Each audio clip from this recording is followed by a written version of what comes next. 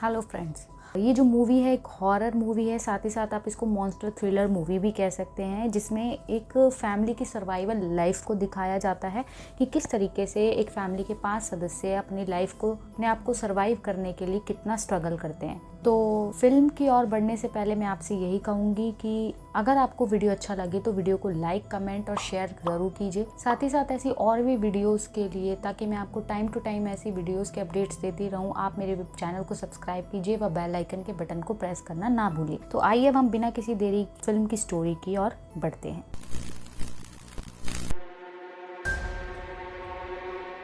हमें फिल्म की स्टार्टिंग में एक सीन दिखाया जाता है जो कि एक मार्केट प्लेस है और हल्की हल्की हवा चल रही होती है। मार्केट में हर चीज़ बिखरी हुई दिखाई जाती है। फिर एक छोटा सा बच्चा हमें भागता हुआ दिखाया जाता है जो इस फैमिली का छोटा बेटा है। और वहीं एक दूसरी साइड पर एक लड़की नंगे पांव चल रही होती है। उसका नाम रेगन है और वह डेफ होती है। उसी समय रेगन की मदर को दिखाया जाता है जो एक शेल्फ से कुछ मेडिसिन उठाती है और अपने बड़े बेटे को दे देती है। इसके बाद वही छोटा बेटा शेल्फ से टॉय लेने लगता है, पर वह टॉय उसके हाथ नहीं आता और वह ज़मीन पर गिरने वाला ही होता है। पर उससे पहले ही जो रेगन है वहाँ आकर उस टॉय को गिरने से बचा लेती है। यानी इस सीन को हम देखकर अंदाज़ा लगा सकते हैं कि किस तरीके से ये किसी भी तरह का कोई साउंड क्रिएट नहीं करना चाहते। और इससे हमें यहाँ पता चलता है कि अगर ये किसी भी तरह का साउंड क्रिएट करेंगे तो इनकी जान को खतरा है। फिल्म आगे बढ़ती है। इसके बाद फादर ली जब उस स्पेस शटल को अपने छोटे बेटे के हाथ में देखते हैं तो वहीं उसकी बैटरीज निकाल देते हैं और वो उसको उस टॉय को लेने के लिए मना करते हैं ताकि किसी भी तरह का कोई साउंड क्रिएट ना हो। फिर वो फैमिली बाहर चली जाती है। यानी अब उसकी जो माँ साइन लैंग्वेज में कहती है कि अब काफ़ी लेट हो गए, अंधेरा होने वाला है और हमें चलना चाहिए। तो इतने में सारे फैमिली मेम्बर जो है बाहर चले जाते हैं, लेकिन जाते जाते वह जो छोटा बच्चा होता है उन बैटरीज को उठा लेता है और पूरी फैमिली नंगे पाँव इस फिल्म में अभी तक हमें दिखाई जा रही है, जो एक निशान को फॉलो कर रही है।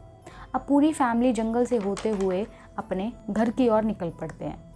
इनका छोटा बेटा सबसे पीछे होता है और कुछ देर बाद इन लोगों को स्पेस शटल टॉय की आवाज़ आती है। जो पूरी फैमिली होती है वो उस आवाज़ को, उस नॉइज़ को सुन के काफ़ी डर जाते हैं, घबरा जाते हैं। इतने में जो फादर ली होता है वो भागते हुए जाता है और हमें दिखाया जाता है कि उसके पहुंचने से पहले उसके बेटे के पास एक क्रिएचर आ जाता है जो उसके बेटे को वहाँ से ले जाता है, उसको मार गिराता है। तो अब यहाँ पे इस मूवी का सस्पेंस रिवील होता है कि अगर ये लोग किसी भी तरह का नॉइस क्रिएट करेंगे तो ये जो क्रिएचर्स हैं इनको दिखाई नहीं देता, सिर्फ ये आवाज़ को सुनकर ही लोगों को मार गिराते हैं। मूवी आगे बढ़ती है। अब दिखाया जाता है कि 1 साल से ज़्यादा का समय गुजर चुका है और फिर जो रेगन है एक जगह लेटी होती है और जब उसकी आँख खुलती है तो वो फील्ड में होती है और वहीं उसकी मदर आती है और रेगन अपनी मदर के साथ जाना शुरू करती है।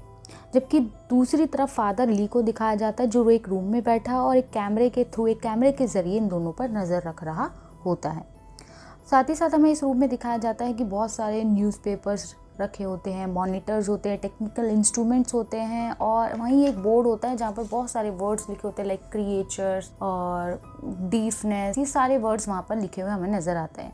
ली बाहर की दुनिया से रेडियो के थ्रू कांटेक्ट करने की कोशिश करता है, लेकिन वह हर बार की तरह इस बार भी नाकाम होता है। फिर मदर को दिखाया जाता है जो काफ़ी नॉइसलेस तरीके से डिनर रेडी कर रही होती है। फिर ये सभी फैमिली मेम्बर डिनर टेबल पर बैठते हैं और काफ़ी खामोशी के साथ डिनर करते हैं। उसके बाद जो रेगन और उसका भाई जो मार्कस होता है वो गेम खेलते हैं, पर अचानक उन दोनों के हाथ से एक लैंप गिर जाता है और उस लैंप को गिरने की वजह से वहाँ पर आग लग जाती है और जिसकी वजह से नॉइस भी क्रिएट होता है। फिर ली जल्दी से वहाँ आता है और उस आग को बुझा देता है। और क्या होता है कि ली नोटिस करता है कि बाहर से किसी तरह का कोई नॉइस तो नहीं आ रहा और उसका बेटा घबराते हुए अपने पिता से सॉरी बोलता है। ली आग बुझाते हुए ऊपर की ओर देखता है और अपने बच्चों को चुप रहने को कहता है और फिर वो क्रिएचर भी वहाँ आ जाता है, पर कोई नुकसान नहीं पहुँचा पाता क्योंकि जो ली था उसने सब कुछ कंट्रोल कर लिया था। अब दिखाया जाता है कि ली एक हियरिंग एड बना रहा है। हियरिंग एड इसलिए बना रहा है क्योंकि जैसा कि फिल्म के शुरुआती मैं बता चुकी हूँ जो रेगन उसकी बेटी है वो डेफ है, तो उसके लिए हियरिंग एड बना रहा होता है। अगले दिन का सीन होता है और वहाँ दिखाया जाता है जो ली होता है वो ज़मीन पर सैंड डाल रहा होता है और रेगन को बड़े आराम से चलते हुए दिखाया जाता है, जो अपने फुट टोज़ पर चल रही होती है। वो धीरे धीरे घर की ओर बढ़ रही होती है और घर के डाउन स्टेयर्स की ओर जाने लगती है कि इतने में ही कोई आकर उसको पीछे से पकड़ लेता है और घर के बाहर ले जाता है। और ये कोई और नहीं होता, ये रेगन का पिता ली होता है, जिसकी वजह से जो रेगन होती है वो काफ़ी घबरा जाती है। फिर ली रेगन को साइन लैंग्वेज में कहता है कि तुम जानती हो कि तुम वहाँ नहीं जा सकती।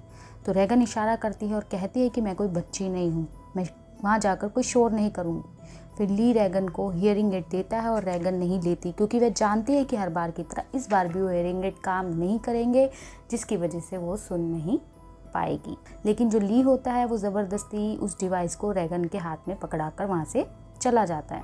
इसके बाद ली अपने बेटे को अपने साथ ले जाना चाहता है ताकि वो उसे किसी तरह के स्किल सिखा सके, किस तरह के स्किल्स की किस तरीके से सरवाइव करना है। पर जो मार्कस है वो डरा हुआ होता है उन क्रिएचर्स से और वो अपनी माँ से कहता है कि वो पिता के साथ बाहर नहीं जाना चाहता। पर उसकी माँ जो होती है उसे साइन लैंग्वेज में समझाती है और माँ की बात मानकर अपने पिता के साथ जाने के लिए तैयार हो जाता है। फिर रेगन वहाँ आ जाती है और वो भी साथ चलने के लिए कहती है। पर जो ली उसका पिता होता है वो रेगन को अपनी माँ का ख्याल रखने के लिए कहता है, यानी माँ का ख्याल रखने का इशारा करता है। वो इशारा इसलिए करता है क्योंकि जहाँ पर जो मदर है वो प्रेग्नेंट है, जिसकी वजह से जो रेगन होती है वो साथ ना ले जाने पर नाराज़ हो जाती है और वो घर के अंदर आती है। फिर उसको दिखाया जाता है कि वो अपने हेयरिंग एड को चेक करने की कोशिश करती है, पर उसमें से किसी तरह की कोई विसल जैसी बड़ी तेज़ आवाज़ वहाँ हमें सुनाई देती है और दोबारा यहाँ पे जो हेयरिंग एड है वो काम नहीं कर रहा। फिर उसके बाद उसको अपने छोटे भाई, जिसकी मौत हमें शुरुआत में दिखाई जाती है, जो क्रिएचर उसको ले जाता है, वो उसे याद करती है और उसे याद करके रोने लगती है। और जो रेगन है फिर अपना बैग पैक करते हुए हमें उसको दिखाया जाता है। सीन पलटता है, इधर दिखाया जाता है जो ली है वो मार्कस को फिश पकड़ना सिखा रहा होता है। अभी तक की फिल्म में हम पहली बार उन दोनों को बात करते हुए देख पाते, यानी अभी तक हम जो फिल्म देख रहे होते हैं इस पूरी फिल्म में किसी तरह के कोई डायलॉग्स नहीं है। बैकग्राउंड म्यूज़िक भी बहुत कम जगह जहाँ पर सस्पेंस क्रिएट कर रखा है या जहाँ पे कोई थ्रिलर या एक्शन या हॉरर सीन दिखाया जाता है उस दौरान यहाँ पर साउंड इफ़ेक्ट्स डाले गए हैं। कॉन्वर्सेशन को देख पाते हैं जहाँ पर जो मार्कस है अपने पिता को बोलता हुआ देखकर डर जाता है और फादर, जिसकी वजह से वो क्रिएचर, उसको लगता है कि उसके पिता ये बोल रहे हैं और उसकी वजह से जो क्रिएचर है यहाँ आ जाएंगे। लेकिन ली उसको समझाता है कि यहाँ पानी का शोर इतना है कि हमारी आवाज़ उन तक नहीं पहुँचेगी। इसके बाद ली और मार्कस जंगल में होते हैं और उन्हें वहाँ एक ओल्ड मैन दिखाई देता है और वह काफ़ी डरा हुआ होता है और उसके बगल में एक लाश पड़ी होती है। ली उस बूढ़े व्यक्ति को इशारा करता है कि वो आवाज़ ना करे, पर वो व्यक्ति बहुत ज़ोर से चिल्लाता है और ली भागकर अपने बेटे के साथ एक जगह पर छिप जाता है और फिर वो क्रिएचर आकर उस बूढ़े व्यक्ति को मार गिराता है। इधर मदर बेसमेंट में जा रही होती है, पर स्टेयर्स पर एक लगी नेल पर उसका पैर आ जाता है और उसके पाँव में चला जाता है, जिसकी वजह से उसे बहुत पेन होता है और वो अपने पेन को कंट्रोल करती है। पर उसके हाथ में एक ग्लास फ्रेम होता है जो उसके हाथ से गिर जाता है, जिसकी वजह से नॉइस क्रिएट होता है और उस नॉइस से वो क्रिएचर वहाँ पर आ जाता है। मतलब जल्दी से अपना पाँव नेल से निकालती है और रेड सिग्नल्स जला देती है ताकि ली इनको देखकर उसकी हेल्प के लिए आ सके। मदर इस क्रिएचर को देखकर बहुत घबरा जाती है लेकिन खामोश रहती है। जब ली और मार्कस अपने घर की ओर बढ़ रहे होते हैं तो इस रेड सिग्नल को देखते हैं। क्रिएचर्स अपने सेंसर्स को यूज़ करके किसी की प्रेजेंस को महसूस करने की कोशिश करता है, लेकिन अचानक से वहाँ पे अलार्म बेल बजती है और क्रिएचर का ध्यान जो फोकस है उस बेल पर चला जाता है। अब घर के बाहर जो ली होता है वो मार्कस को टॉर्च और रॉकेट देता है और उसे आगे जाने का इशारा करता है। ली कहता है कि मुझे तुम्हारी ज़रूरत है और तुम्हारी माँ को भी तुम्हारी ज़रूरत है, तुम साउंड क्रिएट करो जो लाउडर हो। मार्कस बहुत डरा हुआ होता है पर वह मान जाता है। वह घर से दूर जाकर उन रॉकेट्स को जला देता है जिससे लाउडर नॉइस क्रिएट होता है और ये क्रिएचर इन साउंड की तरफ मूव हो जाता है। अंदर ली अपनी गन लेकर चला जाता है जहाँ उसकी वाइफ को वहाँ ढूंढता है और वो अपनी वाइफ को देखता है कि वो सेफ़ है, उसको कुछ नहीं हुआ है। लेकिन वो कुछ ही देर बाद देखता है कि जो उसकी वाइफ है उसने एक न्यू बॉर्न बेबी को जन्म दिया होता है। मार्कस अभी घर के बाहर ही होता है और उसे ऐसा लगता है कि क्रिएचर उसका पीछा कर रहे हैं और वह डर के मारे फील्ड में भागने लगता है। फिर रैगन को दिखाया जाता है जहाँ उसे एक फ्लैश लाइट दिखाई देती है और हमें दिखाई देता है एक क्रिएचर जो रैगन के पीछे खड़ा होता है, लेकिन जिसके बारे में रैगन को नहीं पता होता। रैगन अपने हेयर एड को चलाने की कोशिश करती है जिससे दोबारा वही विसल की आवाज आती है और वो क्रिएचर वहां से भाग जाता है, जिससे हमें पता चलता है कि तेज नॉइज से क्रिएचर भागते हैं। रैगन उस टॉर्च की ओर बढ़ती है, तभी कोई उसका हाथ पकड़ लेता है और वो डर जाती है और वो मार्कस होता है। दोनों भाई बहन एक दूसरे को देखकर काफ़ी खुश होते हैं। घर के अंदर मदर ठीक होती है, लेकिन न्यू बॉर्न बेबी को ऑक्सीजन मास्क लगाकर साउंड प्रूफ बॉक्स में रख दिया जाता है। मदर ली से मार्कस के बारे में पूछती है और ली जवाब देता है कि वह जहाँ रॉकेट जलाया था वहाँ होगा। उस पर मदर कहती है कि मुझे वादा करो, मुझसे वादा करो मेरे बच्चों का ख्याल रखोगे। और मदर अपना ध्यान खुद रख सकती है और वो ली से वहाँ से जाने को कहती है और अपने बच्चों को ढूंढ के लाने के लिए कहती है। ली बच्चों को ढूंढने के लिए निकल जाता है। इधर घर में मदर अकेली होती है अपने न्यू बॉर्न बेबी के साथ, जहाँ पानी का एक पाइप टूट जाता है जिसकी वजह से एक नॉइज़ क्रिएट होता है और उस नॉइज़ की वजह से एक क्रिएचर वहाँ आ जाता है जो पानी से होता हुआ साउंड को डिटेक्ट करने की कोशिश कर रहा होता है। तभी वो क्रिएचर पानी में होता हुआ मदर के सामने आ जाता है और जो मदर होती है उस क्रिएचर को देखकर काफ़ी डर जाती है और अपने मुंह से किसी भी तरह की कोई आवाज़ नहीं निकालती, पर उसे यह भी डर होता है कि बेबी अगर रोने लग गया तो आवाज़ होगी। फिर रैगन और मार्कस की ओर दिखाया जाता है जहाँ रैगन और मार्कस जो होते हैं एक फील्ड में होते हैं और वहाँ वो आग जलाते हैं जिससे कि जो उनके फादर है उस आग को देखकर उनको देख ले। मार्कस का पाँव अचानक फिसल जाता है जिससे कि वो एक बड़े से फार्मिंग कंटेनर के डोर में लटक जाता है और वो फार्मिंग कंटेनर इतना ज़्यादा डीप, इतना ज़्यादा गहरा होता है कि जब उसका डोर टूटता है तो उसके अंदर बहुत से कॉर्न्स होते हैं और वो उसमें धंसने लगता है। तो रैगन भी अपने भाई को बचाने के लिए उसमें कूद जाती है और वो भी उसमें धंसने लगती है। इतने में जो मार्कस होता है वो उस डोर को पकड़ लेता है और रैगन को भी वो बचा लेता है। क्या होता है, जो डोर नीचे गिरा होता है जिसकी वजह से नॉइस क्रिएट होता है और उस जो क्रिएचर मदर के पास होता है वो उस नॉइस की वजह से उस मदर को छोड़कर उन दोनों के पास वहाँ चले जाता है। अब क्या होता है, वो क्रिएचर वहाँ आ जाता है और ये दोनों उस टूटे डोर को अपने ऊपर रख लेते हैं और किसी भी तरह का कोई नॉइस नहीं करते, जिससे कि वो क्रिएचर क्या होता है किसी तरह का कोई साउंड डिटेक्ट नहीं कर पाता और वहाँ से चला जाता है। आगे ली जो है अपने बच्चों को ढूंढ रहा होता है और उसे वो दोनों वहाँ मिल जाते हैं, लेकिन दोबारा ली को क्रिएचर की आवाज़ आती है तो वह अपने बच्चों को ट्रक में छुपने को कहता है। फिर ली एक कुल्हाड़ी उठाता है और क्रिएचर पर हमला कर देता है, पर वो क्रिएचर ली को उठाकर दूर फेंक देता है जिससे कि जो ली होता है काफ़ी घायल हो जाता है। ये देखकर जो मार्कस होता है वो ज़ोर से चिल्लाता है डैडी, और जो वो क्रिएचर होता है वो उस साउंड को डिटेक्ट करके ट्रक की ओर बढ़ता है, जिससे जो मार्कस और रैगन बैठे होते हैं वो क्रिएचर को देखकर डर जाते हैं और जो वो क्रिएचर होता है उस ट्रक का ग्लास तोड़ देता है और ट्रक को ज़ोर ज़ोर से हिलाने लगता है।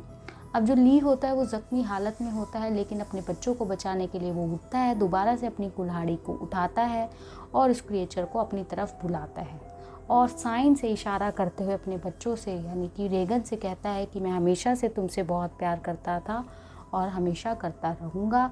रैगन इस चीज़ को देखकर स्माइल करती है और बहुत इमोशनल हो जाती है और ये सब जो मदर होती है कैमरा में देख रही होती है। उसके बाद जो ली होता है वो ज़ोर से चिल्लाता है, जिसके बाद जो वो क्रिएचर होता है वो ली को मार गिराता है। इस तरह ली अपनी फैमिली के लिए खुद को सेक्रीफाइस यहाँ पर कर देता है। फिर दिखाया जाता है कि जो मदर है गन लेकर बाहर जाती है और अपने बच्चों को सेफली घर में ले आती है और रैगन उस रूम को देखती है जहाँ पर उसके पिता जो है काम किया करते थे और वो अपने पिता को याद करके बहुत रोती है। मदर भी रैगन के पास आ जाती है। इधर जो न्यूबॉर्न बेबी है वो मार्कस के पास होता है। अचानक से लैंप की लाइट जो है फ्लिकर होने लगती है और जो क्रिएचर होता है उनके सामने आ जाता है। मदर ने क्रिएचर पर गन तान रखी होती है और कोई आवाज़ नहीं निकालता, लेकिन रेडियो कनेक्टिविटी की आवाज़ों से ये क्रिएचर अलर्ट हो जाता है और सारे मॉनिटर्स को तोड़ देता है। तभी रैगन की नज़र अपने फादर के लिखे हुए नोट्स पर पड़ती है, व्हाट इज़ अ वीकनेस, कि इन क्रिएचर्स की कमज़ोरी क्या है। ये उन क्रिएचर्स के बारे में लिखा होता है। रैगन नोटिस करती है कि उसके हियरिंग एड से अभी भी वही आवाज़ आ रही है जिसकी वजह से क्रिएचर तड़पने लगता है। यहाँ पता चलता है कि तेज़ आवाज़ इनकी वीकनेस है। रैगन उस वीकनेस को पता कर लेती है, उसके वीकनेस को समझ जाती है और रेगन उस हियरिंग एड को माइक में लगाकर वॉल्यूम बढ़ा देती है, जिससे क्रिएचर उस समय वहाँ से भाग जाता है लेकिन दोबारा वापस भी आ जाता है। लेकिन जो रेगन की माँ होती है उस पर गन फायर करती है, जिससे वो क्रिएचर का जो मुंह होता है वहीं पर ब्लास्ट हो जाता है। फिर ऑब्वियस सी बात है, गन की आवाज़ हुई है तो जो और भी बाहर क्रिएचर्स है वो अंदर आने लगते हैं और जो रेगन और उसकी मदर होती है वो नोटिस करते हैं कि सीसीटीवी कैमरे में वो देखती हैं कि बहुत सारे क्रिएचर उनके घर की तरफ आ रहे हैं और इस तरह इस फिल्म का जो एंड है यहाँ पर हो जाता है। मूवी जो है बहुत इंटरेस्टिंग है, तो मैं यही आशा करती हूँ कि आपको ये फिल्म जो है बहुत अच्छे से समझ आई होगी। उसके बाद भी आपको किसी तरह का कोई डाउट हो तो आप कमेंट बॉक्स में जाके कमेंट कर सकते हैं। साथ ही साथ यही कहूँगी कि वीडियो अच्छा लगा हो तो लाइक, कमेंट और शेयर ज़रूर कीजिए। साथ ही साथ अपना सपोर्ट मुझे देते रहिए ताकि इसी तरीके से मैं और भी फिल्मों की एक्सप्लेनेशन आपके सामने लेकर आती रहूँ, ताकि मेरे आगे आने वाले वीडियोज़ के अपडेट सबसे पहले आपको मिले। Thank you and bye bye.